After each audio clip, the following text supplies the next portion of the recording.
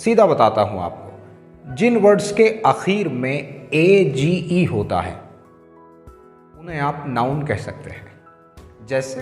जैसे केज, जैसे डैमेज, जैसे शॉर्टेज, जैसे क्लीवेज, ये सारे वर्ड जिनके आखिर में AGE का सफिक्स होता है उन्हें आप नाउन की कैटेगरी में लेंगे।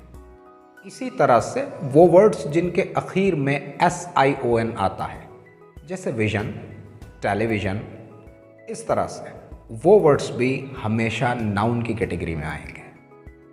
इसी तरह से वो वर्ड्स जिनके आखिर में TION होता है, जैसे एजुकेशन, जैसे एप्लीकेशन, इस तरह से जैसे इम्प्लीकेशन, तो जितने भी वर्ड्स हैं जिनके आखिर में TION आता है वो नाउन होते हैं। हालांकि मेंशन इसका एक्सेप्शन है। वैसे पहले मेंशन भी नाउन हुआ करता था, अब मॉडर्न इंग्लिश में लोग मेंशन को वर्ब के तौर पर यूज़ करने लगे हैं। इसी तरह से वो वर्ड्स जिनके आखिर में हुड आता है वो वर्ड्स भी नाउन ही होते हैं, जैसे चाइल्डहुड, जैसे नाइटहुड, जैसे एडल्टहुड। इसी तरह से वो वर्ड्स भी नाउन की कैटेगरी में आते हैं जिनके आखिर में डॉम होता है, जैसे किंगडम, जैसे फ्रीडम, ये भी नाउन होता है। इसी तरह से वो वर्ड्स भी नाउन की कैटेगरी में आते हैं जिनके आखिर में TY होता है, जैसे पर्सनैलिटी, प्रॉस्पेरिटी, सिमिलैरिटी, लिबर्टी। वो वर्ड्स भी नाउन की कैटेगरी में आते हैं जिनके आखिर में RY होता है। Remember that point, I am saying RY, not ARY।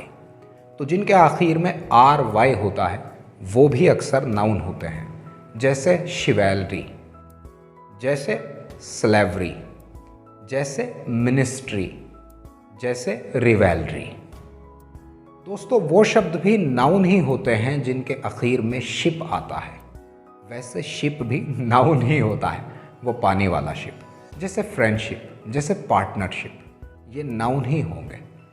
वो शब्द भी नाउन ही होंगे जिनके आखिर में MENT आता है, जैसे मैनेजमेंट, जैसे अरेंजमेंट, जैसे एंगेजमेंट, ये भी नाउन ही होता है। वो शब्द भी नाउन ही होते हैं जिनके आखिर में ANCE या ENCE आता है, जैसे इम्पोर्टेंस, जैसे सिग्निफिकेंस, जैसे नेग्लिजेंस, जैसे एडोलेसेंस।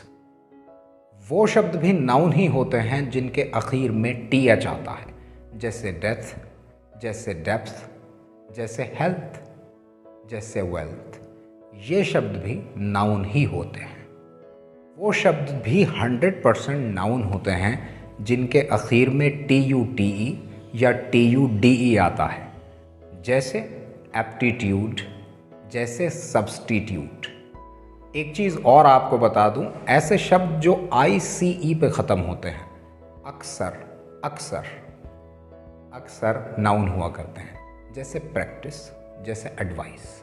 हाँ, अमेरिकन इंग्लिश में इन्हें वर्ब बनाने का रिवाज है, लेकिन वो C की जगह S लगा देते हैं। दोस्तों, वैसे ये कैटेगरीज जो मैंने आपको बांट के दी हैं 95% वर्ड्स पर काम करती हैं, लेकिन 5% कुछ एक्सेप्शंस भी होते हैं, इसलिए केयरफुल रहिए। लेकिन फिर भी ये वीडियो और ये ट्रिक्स आपको बहुत ज़्यादा काम आने जा रही है। अगली वीडियो इंशाल्लाह एडजेक्टिव पर बनाऊंगा। आप दूर से देखकर पहचान लेंगे कि ये वर्ड एडजेक्टिव है।